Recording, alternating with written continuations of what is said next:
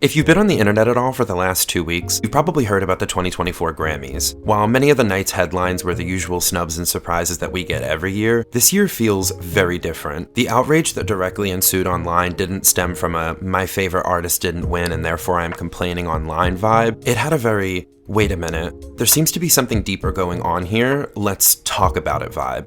The night was going as usual, and as the ceremony was closing and the night was wrapping, it was announced that Taylor Swift had won Album of the Year for her album Midnights, becoming the first person in history to win Album of the Year 4 times, much to her enormous fanbase's delight, and while certainly a huge personal achievement for Taylor, this Album of the Year win feels particularly sour. After Taylor's win, social media flooded with accusations of racism, genre bias, and a deep analysis of the Recording Academy and their history of snubbing Black artists, in particular, Black women. It is important to note this ceremony was significant as there were 2 ways of making Grammy history, with either Taylor winning her 4th Album of the Year win, or SZA becoming the first Black woman to win in the 21st century. This comes directly off of the heels of Beyoncé's Album of the Year loss in 2023 for Renaissance against Harry Styles' Harry's House. It was clear which album had the cultural significance back then, but would the Recording Academy make the bolder choice? While I do think SZA lost Album of the Year due to industry favoritism and genre bias, I think there's a deeper story to be found within the layers of the onion that is the Recording Academy. Some artists simply lose Album of the Year because of the economic impact of their competition, which was ultimately favored over the artistic and cultural impact of the other nominees within the category. Before we dive too deep into the 2024 Grammys, we need a little bit of context and history. The last time that a Black woman won Album of the Year at the Grammys was Lauryn Hill in 1999 for the Miseducation of Lauryn Hill, and only 3 Black women have ever won Album of the Year. Natalie Cole in 1992 for Unforgettable with Love, Whitney Houston in 1994 for the Bodyguard soundtrack, and Lauryn Hill in 1999 for the Miseducation of Lauryn Hill. From Lauryn's win onward, no Black women have won the award. However, since 1999, many Black women have been nominated for Album of the Year, with Beyoncé having the most Album of the Year nominations with 4. I think it's important to go through the years that women of color, Black women in particular, have been nominated for Album of the Year since Lauryn Hill, in order to get a better understanding for the context surrounding the 2024 Grammys and the aftermath.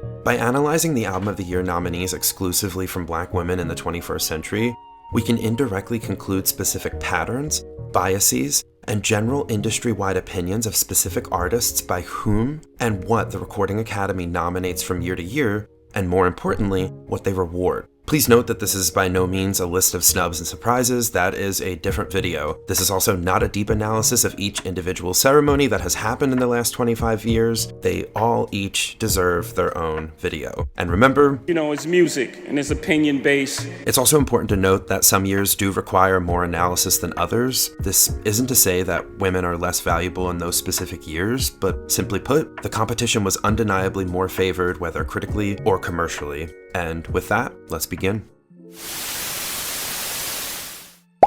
At the 42nd Grammys in the year 2000, the very next year after Lauryn Hill's historic win, we have a unique case. The nominees for Album of the Year were Supernatural by Santana, Fan Mail by TLC, Fly by the Dixie Chicks, Millennium by Backstreet Boys, and When I Look in Your Eyes by Diana Krall. This is a unique year because TLC remains, as far as I could find in my research, the only Black female girl group to have an Album of the Year nomination in the 21st century for Fan Mail.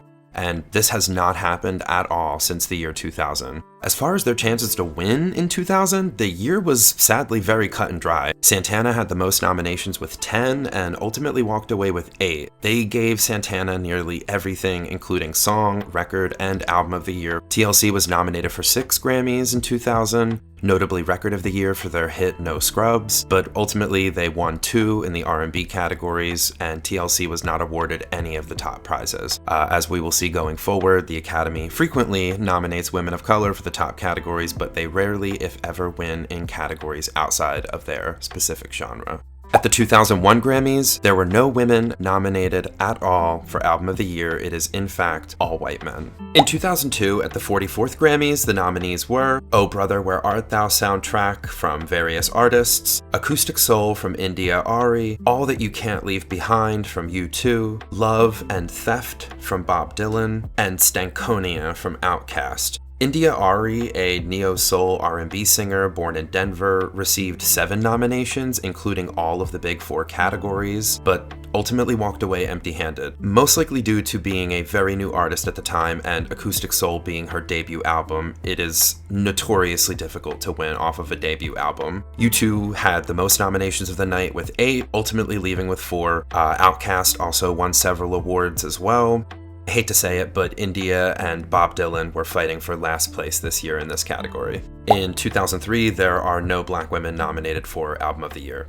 At the 46 Grammys in 2004, the nominees for Album of the Year were Speakerboxxx, The Love Below by Outkast, Elephant by the White Stripes, Fallen by Evanescence, Justified by Justin Timberlake, and Under Construction by Missy Elliott. Most nominations of the night was a 4-way tie between Beyoncé, Jay-Z, Pharrell, and Outkast, all at 6 nominations apiece, with Beyoncé winning the most at 5. Outkast ultimately won Album of the Year, but from my research, most articles were predicting this. Although it is extremely rare for hip-hop and rap albums to win Album of the Year, Outkast's undeniable virality of their hit song Hey Ya definitely contributed heavily to this Album of the Year win. As far as Missy Elliott's chances for Album of the Year, she ultimately was nominated for 5 and walked away with 1 for female rap solo performance for Work It. The Recording Academy clearly favored rap, hip-hop, and R&B in 2004, but Missy's success with Work It could not compete with the other heavy hitters of the category, mainly Outkast and Justin Timberlake.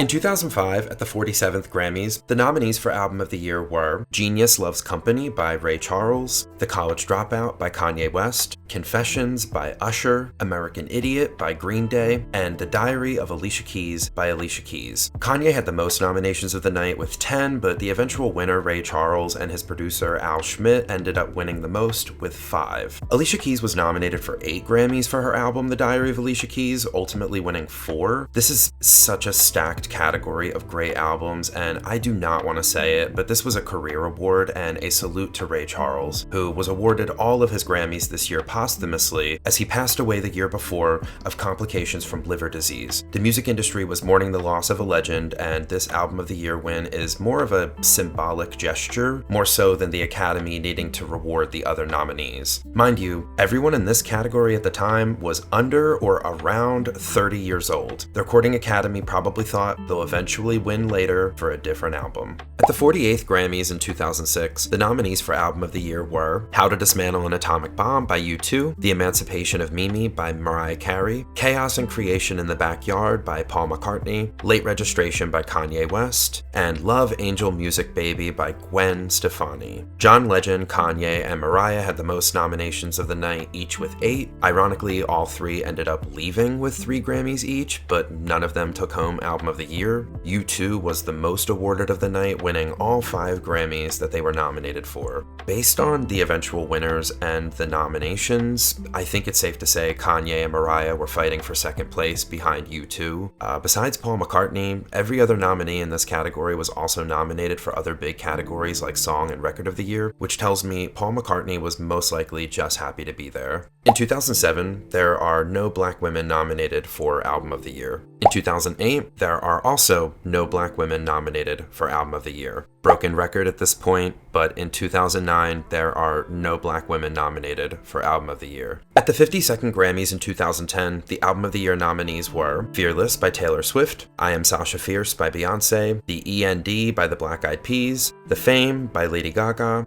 and Big Whiskey and the Gru Klux King by the Dave Matthews Band. This is the first time that Beyoncé lost Album of the Year and the first time that Taylor would win Album of the Year. For sure, without a doubt, Beyoncé was the runner-up in this category. Beyoncé was the most nominated of the night with 10, ultimately winning 6. Beyoncé also won her first and to date only Grammy in the big 4 categories at this ceremony, winning Song of the Year for Single Ladies. The real reason Beyoncé lost was more than likely due to the enormous publicity nightmare at the 2009 VMAs when Kanye infamously jumped on stage during Taylor Swift's speech to declare Beyoncé as his personal winner. Although not done by Beyoncé herself, I think the reaction from the industry and the public was so negative that there was a ton of sympathy gained for Taylor during this time specifically, since she had been publicly humiliated. While Single Ladies was obviously huge, and songs like Halo and Diva were hugely successful, Taylor Swift's song You Belong With Me was viewed as the country crossover song that launched Taylor into global stardom, and I think the Recording Academy saw that as more valuable than Beyonce, who had already been a veteran in the music industry for over a decade at this point, and in my opinion, this is the least upsetting Beyonce Album of the Year loss. In 2011, there are no Black women nominated for Album of the Year. At the 54th Grammys in 2012, the Album of the Year nominees were 21 by Adele, Wasting Light by the Foo Fighters, Born This Way by Lady Gaga, Doo-Wops and Hooligans by Bruno Mars, and Loud by Rihanna. Clearly, this year is stacked. Nothing but top-shelf, god-tier music. But let's be real, this year is next to no competition. To say Adele was sweeping the show is an absolute understatement. She won all 6 Grammys she was nominated for, including Record, Song, and Album of the Year. As a huge fan of Born This Way and Loud, it pains me to say that they both stood no chance against Adele in this ceremony. By almost any metric, 21 is one of the most successful and awarded albums in history. There was no chance for an upset here. This award practically came pre-engraved with Adele's name. In 2013, there are no Black women nominated for Album of the Year. In 2014, there are also no Black women nominated for Album of the Year. At the 57th Grammys in 2015, the nominees for Album of the Year were Morning Phase by Beck, Beyoncé by Beyoncé, In the Lonely Hour by Sam Smith, X by Ed Sheeran, and Girl by Pharrell Williams. This is by far the most head-scratching of the Album of the Year losses for Beyoncé. Beck winning is the most difficult to rationalize, but here's what I've come up with. Beck is a music legend to a lot of people. His first Grammy nomination was in 1995, with his first Album of the Year nomination coming 2 years later in 1997 for his album Odelay. Saying that this win was a career award for Beck feels like a cop-out for a deeper truth about this year. In college, I read a case study on Beyoncé and her self-titled album release and how game-changing the release strategy was and how impactful the accompanying music videos were. For those who don't know, Beyoncé surprise released her self-titled album on December 13th of 2013 on a Friday night at midnight without marketing or promotion. This strategy was hugely successful for Beyoncé, but completely unheard of. While on one hand Beyoncé is the true innovator for this approach, I think the Academy feared these inevitable changes coming to the music industry and wanted to punish Beyoncé for ushering in this new era of music streaming. Music as we knew how to consume it was changing, and the aging Academy does not like this. Beck, in a lot of ways, is reminiscent of the older ways of making music and not going against the grain. And amongst all of the Beyoncé hype and chaos, the Recording Academy seemed to prefer the lo-fi, old-timey vibes of Beck. At the 58th Grammys in 2016, the nominees for Album of the Year were 1989 by Taylor Swift, To Pimp a Butterfly by Kendrick Lamar, Traveler by Chris Stapleton, Sound and Color by Alabama Shakes, and Beauty Behind the Madness by The Weeknd. Kendrick Lamar was the most nominated artist of the night with 11, ultimately winning the most awards with 5. I know that this is a hotly contested year because of Taylor versus Kendrick, but I'll say this. I think this year is incredibly simple to analyze. 1989 is Taylor Swift's best album. To Pimp a Butterfly is Kendrick Lamar's best album. How do you compare one masterpiece to another? The answer is personal preference. And when given the chance between rap and pop, the Recording Academy has shown a clear favor toward pop. The band Alabama Shakes, whose lead singer Brittany Howard is half black, honestly did not have much of a chance here. The runner-up undoubtedly was Kendrick, and behind him was more than likely The Weeknd. At the 59th Grammys in 2017, the nominees for Album of the Year were 25 by Adele, Lemonade by Beyoncé, Views by Drake, Purpose by Justin Bieber, and A Sailor's Guide to Earth by Sturgill Simpson. Let's get it out of the way. Beyoncé was the clear runner-up of the category. Justin was a surprise nominee. Drake was never going to win this Grammy as he was going to win other Grammys for the rap categories, and Sturgill was just happy to be there. Beyoncé had the most nominations of the night with 9, ultimately going home with 2. Meanwhile, Adele once again swept the entire ceremony, winning all 5 Grammys she was nominated for. I think it came down to 2 factors: prominence and profit. Adele had taken a several-year hiatus from music, and the astronomical hit that was Hello ultimately broke numerous streaming records, album sales records, and once again placed all eyes back on Adele as the artist to watch out for. I even remember at the time that Rihanna pushed back the release of her album Anti as she did not want to compete with 25. I think Beyoncé's cultural impact with Lemonade and, at this point, growing resentment toward the Recording Academy for snubbing her ultimately gave Adele the win. Adele somehow became the safest choice of the nominees, and fearing controversy, the Recording Academy went with the highest selling album, not the most culturally significant or compositionally influential. In 2018, there are no Black women nominated for Album of the Year. At the 61st Grammys in 2019, the nominees for Album of the Year were Golden Hour by Casey Musgraves, Invasion of Privacy by Cardi B, By the Way I Forgive You by Brandi Carlile, Scorpion by Drake, Her by Her, Beer Bongs and Bentleys by Post Malone, Black Panther, the soundtrack by various artists, and Dirty Computer by Janelle Monáe. It's important to note that this was the first year that Album of the Year was expanded to 10 nominees, and 8 were chosen this year. This is also historic as we have 3 Black women nominated for Album of the Year in the same year.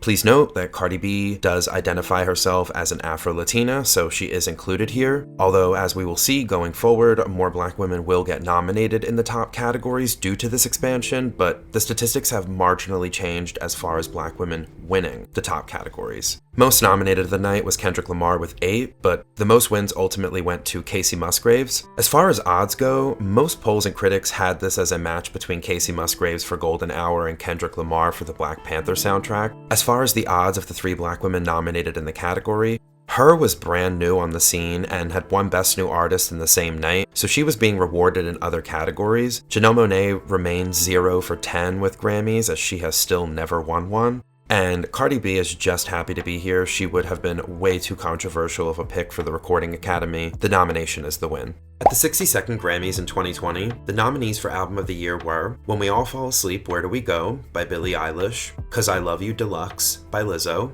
I by Bon Iver, Father of the Bride by Vampire Weekend, Thank You Next by Ariana Grande, I Used to Know Her by Her, Norman fucking Rockwell by Lana Del Rey, and 7 by Lil Nas X. Lizzo actually had the most nominations of the night with 8, but ultimately this was Billie Eilish's night by a long shot, winning 5 Grammys, including all 4 of the big categories. Lizzo's album 'Cause I Love You had already been out for over 2 years, but due to the Grammy cutoff dates, it had to wait until this ceremony to be recognized on the deluxe edition of the album. So Lizzo already had that working against her. And Her was yet again just happy to be there. While I love both her and Lizzo, especially Lizzo's album 'Cause I Love You, even I have to admit that there was just no way the Recording Academy wouldn't solidify Billie Eilish as the next global megastar by letting her sweep the entire ceremony. At the 63rd Grammys in 2021, the nominees for Album of the Year were Folklore by Taylor Swift, Black Pumas Deluxe by Black Pumas, DeJesse Volume 3 by Jacob Collier, Everyday Life by Coldplay, Hollywood's Bleeding by Post Malone, Chilumbo by Jenny Aiko, Future Nostalgia by Dua Lipa, and Women in Music 3 by Haim. Please note that Jenny Aiko is 1/3 African, and so she is included here. However, with that being said, this is a relatively weak year for Album of the Year overall, and Dua Lipa was more than likely the runner-up in this category behind Taylor Swift. Taylor Swift was a tried-and-true 2-time winner before winning again for Folklore, so by this point, the Recording Academy was already cementing their clear favoritism toward Taylor Swift. At the 64th Grammys in 2022, the nominees for Album of the Year were We Are by Jon Batiste, Evermore by Taylor Swift, Back of My Mind by Her, Donda by Kanye West, Happier Than Ever by Billie Eilish, Justice Deluxe by Justin Bieber, Love for Sale by Tony Bennett and Lady Gaga, Montero by Lil Nas X, Sour by Olivia Rodrigo, and Planet Her Deluxe by Doja Cat. I'll get straight to the point. Jon Batiste dominated. He was nominated for the most, and he won the most. The runner-up was more than likely, once again, Billie Eilish, if not Olivia Rodrigo, based on polls and predictions from critics. Her and Doja Cat stood no chance here. At the 65th Grammys in 2023, the nominees for Album of the Year were Harry's House by Harry Styles, Renaissance by Beyoncé, Un Verano Sin Ti by Bad Bunny, Voyage by ABBA, 30 by Adele, Good Morning Gorgeous Deluxe by Mary J. Blige, In These Silent Days by Brandi Carlile, Music of the Spheres by Coldplay, Mr. Morale and the Big Steppers by Kendrick Lamar, and Special by Lizzo. By far, one of the most, if not the most controversial winners in recent Grammy memory. I think even Harry Styles knew accepting the award that it should have gone to Beyoncé, but by 2023, the trend was clear. Did Harry win because of his frequent queer baiting so as to appear as an edgier choice than maybe he actually is? Possibly. Did Harry win Album of the Year because of his historic 15 consecutive night sold-out shows at Madison Square Garden? Also possibly. Was Harry's win partially in spite of the Academy not wanting to reward Beyoncé, as by this point, she has been extremely outspoken negatively against the Grammys and the Recording Academy? Definitely. And did Harry Styles win as a result of the Recording Academy's undying love for rewarding box office sales over artistic achievement? Yes. This was Beyoncé's fourth and, to date, most recent Album of the Year loss. At the 66 Grammys in 2024, the nominees for Album of the Year were Midnights by Taylor Swift, SOS by SZA, Endless Summer Vacation by Miley Cyrus, The Record by Boy Genius, Did You Know That There's a Tunnel Under Ocean Boulevard by Lana Del Rey, World Music Radio by Jon Batiste, The Age of Pleasure by Janelle Monáe, and Guts by Olivia Rodrigo. Well, why this year? How did we get here? Why are so many people outraged online about Taylor Swift winning her fourth Album of the Year win? A lot of polls online suggested Taylor, but the public discourse seemed to lean towards SZA with a possible Lana upset. And not to dismiss Lana's chances here, Ocean Boulevard is a great album, but the Recording Academy doesn't take Lana seriously enough to give her any wins, despite now having 11 nominations. But overall, the night seemed to be indicating a SZA victory. Everything that she needed in her favor to win, she had. SOS is an incredibly special album, and in a modern-day decaying America when it feels like loneliness and isolation are more prevalent than ever before, SOS spoke to an entire generation of people who feel like they have nowhere to go. A quick glance at the track list on SOS tells us a lot about why it resonated deeply with so many people. Tracks like Notice Me, Gone Girl, Nobody Gets Me, Too Late. Even the album itself is named after the International Maritime Distress Call, meaning Save Our Ship. The album addresses personal suffering and shares many of the same emotions we associate with the stages of grief. Bluntly, SZA had a cultural impact with SOS. SZA's music became therapy for a lot of struggling people. Even cultural impact aside, SZA's album broke several streaming records for the R&B genre. SZA's song Kill Bill went #1 on the Billboard Hot 100 and the Global 200. SZA's last single to be released from SOS was titled Snooze, which ended up being a sleeper hit, ironically, on TikTok. It actually was SZA's only song to remain on the Billboard Hot 100 for the entirety of 2023. SOS even broke the record for the most times at #1 on the Billboard Hot 200 for any female in any genre in the 2020s thus far. SZA, by a lot of metrics, had Album of the Year in her grasp, and it was hers for the taking. SZA isn't problematic. If she wins, she won't speak against the Academy. She's had a gradual rise. It would be an amazing narrative. She truly deserves it, and the album will only get better with age, and it's helped so many people, and it's given a voice to so many people, and they have to reward that, right?